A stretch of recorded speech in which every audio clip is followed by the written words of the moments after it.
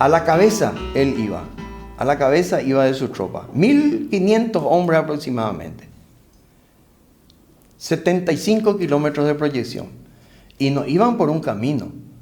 Iban eludiendo justamente los caminos principales para evitar... A eso quería llegar con la pregunta anterior, general. Sí. En el libro de Carlos Pastore decía que esa misión encomendadale a Eugenio Alejandrino Garay por el propio Comanchaco, por el mariscal, hoy el mariscal José Félix Estigarribia, Sí. había un grupo de simulación que iba dando a entender que querían ir por un determinado camino. Sí. Y esos 75 kilómetros, en el sentido envolvente, Sí. fue llevado por el general Garay a ubicar en ese lugar, Sí. que prácticamente definió la guerra. Claro.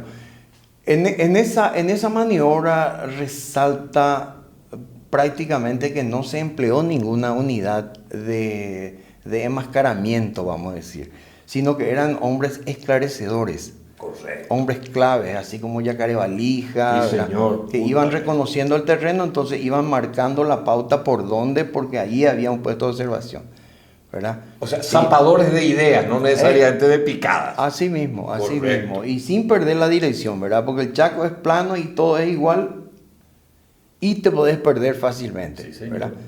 Bien, llega prácticamente a las primeras áreas de aproximación y comienza su maniobra de envolvimiento. Le sorprende absolutamente a las dos divisiones que estaban ahí. Ni esperaron siquiera.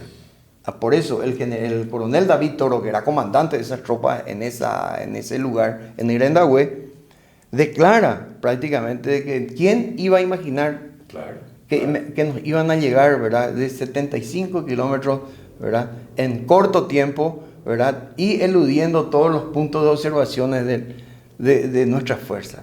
Y por el lado opuesto de lo que se podría esperar. Totalmente, le cae por la retaguardia, Sí, ¿verdad? señor. Ellos estaban seguramente esperando alimentos, pero le llegó otra cosa, ¿verdad?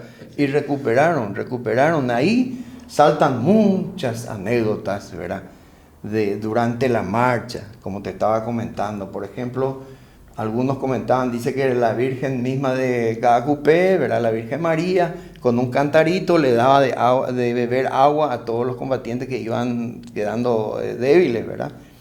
Y como también el general Eugenio Alejandrino Garay también le arengaba a sus tropas, permanentemente le arengaba y resaltaba ese espíritu de liderazgo que tenía, ¿verdad? Imagínese una persona que se formó en el periodismo, que egresa del Colegio Nacional de la Capital, emblemático colegio donde en esa época eran más considerados los que egresaban del Colegio Nacional de la Capital que de las propias facultades de Derecho. Así mismo. Y bueno, esa formación es muy interesante porque en la conclusión, ¿verdad?, nos damos cuenta de que salen hombres íntegros, ¿verdad? Como te estaba diciendo, las anécdotas y los recuerdos, ¿verdad?, que nos transmiten los excombatientes específicamente de esa batalla de Irendahue, es como el general Garay arengaba a sus tropas para seguir, porque con esa maraña de árboles espinosos, matos, arenosos, con arenas, ¿verdad? No era un terreno sólido, uno trastrabilla un poco al caminar, hace que sea más pesada la marcha, y con todos los pertrechos que estaban llevando, ¿verdad?, y sin agua, ¿verdad?, sin agua, porque yo creo que al segundo día ya no tenían agua, Claro. ¿sí?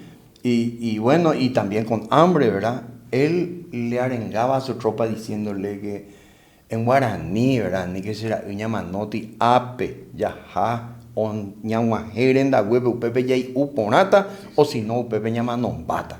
Sí, señor. Ñahuaje que la viren da huepe, ¿verdad? Y con eso la tropa, ¿verdad?, iba avanzando a más, ¿verdad? Y eso justifica lo que hizo, lo de la Virgen María que estaba repartiendo agua, porque era la cuestión del espíritu. Así mismo. Esa es una anécdota, ¿verdad? Y la formación íntegra de un general de ese tiempo, ¿verdad?, conduciendo tropas así con escasa preparación, porque acordate que la movilización fueron días, ¿verdad? Aquí en el estadio, de ahí se cantaba canciones patrióticas hasta la aduana al Cañonero y de ahí ya el Chaco. Ahí Tal vez en otro programa podamos hablar también de el famoso puerto Yepepi. Excelente, Que excelente. queda del tintero. Sí, señor.